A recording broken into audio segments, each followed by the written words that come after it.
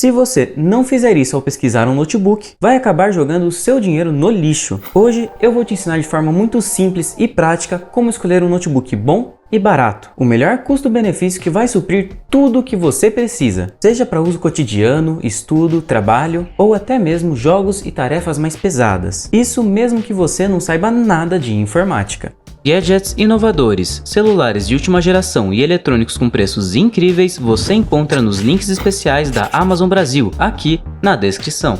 Olá! Eu sou o Geluca aqui do canal GBC Edits. Se você está precisando de um notebook, provavelmente já viu a grande quantidade de marcas e modelos que existem no mercado. Com tantas opções assim, é normal ficar confuso, sem entender qual é o modelo ideal para você. Foi justamente por causa disso que eu fiz esse vídeo, para te ajudar a escolher o melhor notebook bom e barato, seja para uso cotidiano, estudo, trabalho e até tarefas mais pesadas como jogos, programas 3D e edição. E pode ficar tranquilo, este vídeo é extremamente completo, com tudo que você precisa saber, mas de forma simples e prática, sem aqueles termos complicados que qualquer pessoa pode seguir. Vídeo esse que muitos amigos e familiares meus deveriam ter assistido, mas acabaram comprando notebooks ruins e perderam todo o dinheiro investido. Erros que eu não quero que você cometa. Iniciando pelo primeiro passo, definir a marca do notebook. Muitas pessoas erram nisso, então presta atenção. A marca de um notebook define se as peças utilizadas são de boa qualidade ou não. Porém, é muito importante se atentar também na configuração do notebook, que é justamente quais componentes que ele utiliza. Não adianta ter uma boa configuração, porém dar defeito em pouco tempo de uso, que seriam notebooks de marca ruim, e da mesma forma, não adianta ser de boa qualidade, um Dell por exemplo, porém com uma configuração e desempenho insuficientes para você. É preciso ter uma espécie de equilíbrio entre os dois. Fica tranquilo que durante o vídeo eu vou te explicar sobre a configuração, mas essas daqui são as marcas que você deve evitar, pois os notebooks são de baixíssima qualidade. Positivo, Multilaser, Compaq, Philco, Itautec, CCE, Ultra e Vaio. São fabricantes que sim, já foram boas no passado, porém não são mais e só tem reclamação. O segundo passo é bem tranquilo mesmo, que é definir qual é a finalidade do notebook. Se você vai utilizar para uso cotidiano, estudo e trabalho, um notebook comum, compacto, já é o suficiente. Já se você pretende fazer algumas edições leves ou rodar jogos leves,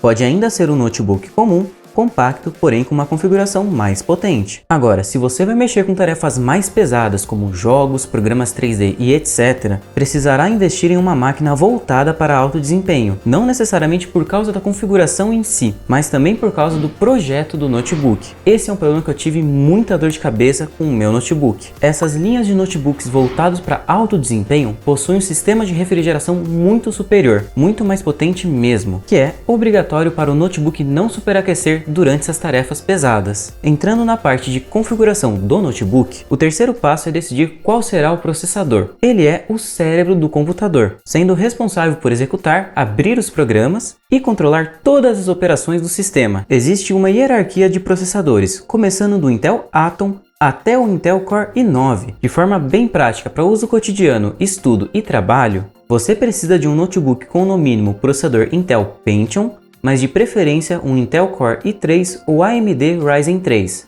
A AMD nada mais é do que a concorrente direta da Intel, com os famosos processadores Ryzen. Já se você for utilizar para jogos, programas 3D e edições, tem que ser um notebook com processador Intel Core i5 ou AMD Ryzen 5 para cima. Existem também as gerações de processadores. Hoje estamos na 11ª. Como são notebooks novos, você não precisa se preocupar com isso. Eles já vêm com as gerações mais atuais. Já o quarto passo é bem prático, a memória RAM. É nessa memória que o computador guarda temporariamente os dados e programas que estão sendo executados naquele momento. Mais memória permite usar mais programas e abas abertas ao mesmo tempo. O mínimo hoje para rodar bem o Windows são 4 GB e o ideal 8. Se for para jogos e tarefas pesadas, precisa ter pelo menos 8. Mas e aí, está gostando deste vídeo? Se sim, deixa seu like aqui embaixo, assim eu sei que devo trazer mais vídeos desse tipo para você. Vamos então para o quinto passo.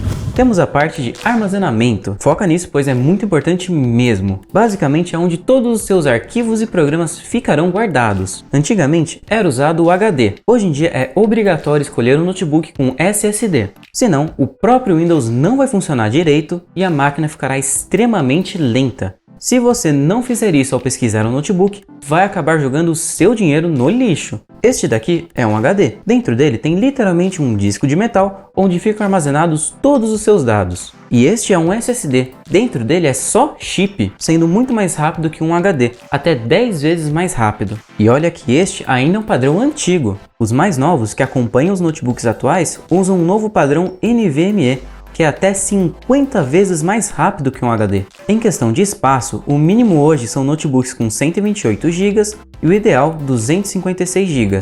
Para tarefas pesadas, precisa ser de pelo menos 256 GB para cima. Indo para o sexto passo, temos a tela. Existem notebooks de 14 e 15,6 polegadas. Por experiência própria, eu não recomendo os de 14. A tela é muito pequena e são mais caros. Opte pelo de 15,6 polegadas, que é o mais comum e não tem erro. Quanto à resolução da tela, que é a quantidade de pixels pontinhos que compõem a imagem, se você for usar para assistir filmes ou tarefas que exijam melhor nitidez, escolha modelos com resolução Full HD, que é 1920 por 1080. Caso você vá usar para jogos, verifique também a taxa de atualização da tela, que nada mais é que a quantidade de quadros por segundo que ela mostra. O padrão é 60 Hz, que já vem em todos os modelos de notebooks e é excelente para o dia a dia.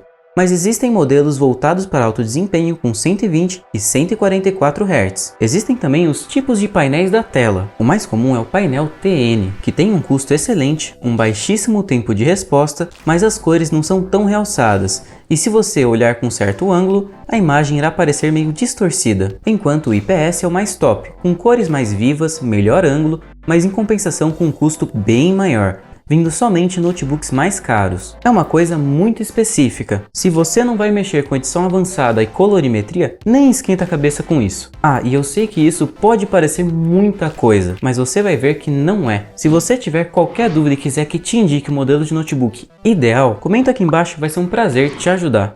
O sétimo passo também é extremamente simples, mas pega um papel e anota, pois é muito importante e muita gente erra, que é o sistema operacional. Nada mais é que o software que controla todos os recursos do computador e assim nos permite interagir, por exemplo, com os programas instalados. Toda a parte visual que nós mexemos, por exemplo, para abrir programa, desinstalar, instalar, abrir arquivos, fechar arquivos, deletar, tudo isso faz parte dos recursos do sistema operacional. Hoje em dia é praticamente unânime, mais de 75% de todas as máquinas usam o Windows. Então sempre verifique se o notebook já vem com Windows. Normalmente está descrito no título ou na descrição. Caso contrário, se descrito com Linux, por exemplo, você vai ter que levar em uma assistência técnica, pagar uma formatação para o Windows e muitas vezes nem compensa. Corre o risco deles instalarem um sistema pirata com todas as atualizações de segurança bloqueadas. Já o oitavo passo é para quem precisa de uma máquina para alto desempenho, escolhendo a placa de vídeo. Essa placa é dedicada, responsável específico por processar as imagens, o vídeo em si e exibir na tela. É obrigatória para conseguir jogar jogos pesados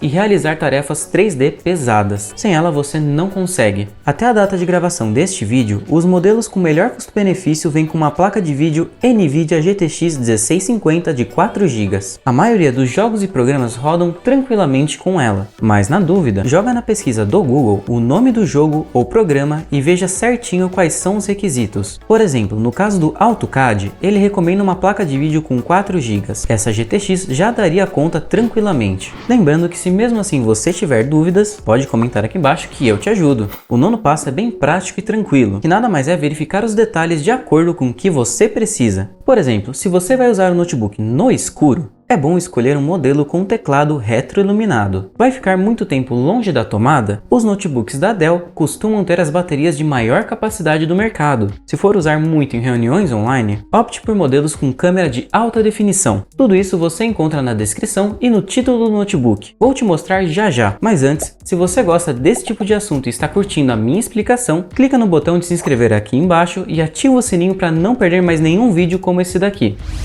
Vamos supor então que eu precise de um notebook para trabalho com foco em reuniões online. Estou vendo este notebook aqui. De cara já sei que é de marca boa, Lenovo, possui um processador Intel Core i3, 4 GB de memória RAM, 256 GB de armazenamento SSD, Windows 11 original já instalado e uma tela de 15,6 polegadas. Indo um pouco mais para baixo eu tenho mais informações. Sei que a câmera dele é de alta definição, e a tela Full HD com anti-reflexo. Já seria um notebook perfeito para esse uso. Indo mais para baixo tem mais detalhes técnicos como marca, série, resolução, processador, memória RAM, espaço de armazenamento, tipo de armazenamento, sistema operacional e etc. Tudo que eu falei de forma bem organizada e prática.